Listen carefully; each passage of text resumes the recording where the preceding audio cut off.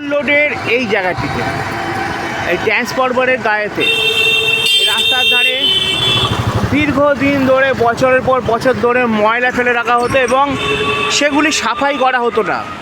আমি এর আগে অনেক ভিডিওটি দেখেছিলাম যে এইখানে পুরো ময়লার পাহাড় হয়ে থাকতো এই লম্বা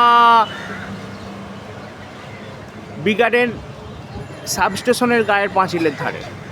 কিন্তু সম্প্রতি এটা নিয়ে আমরা খবর করার পরে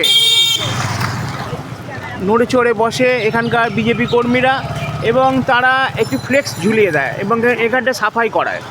সাফাই করে একটা ফ্লেক্স ঝুলিয়ে দেয়। দেখুন, সিসিটিভি ক্যামেরা আওতায় আছেন, ধরা পড়লে 1000 টাকা জরিমানা। এই জরিমানার ভয়তে কিন্তু এখানে ময়লা ফেলা পুরোপুরিভাবে বন্ধ হয়েছে, পুরোপুরিভাবে ময়লা ফেলা বন্ধ হয়ে গেছে।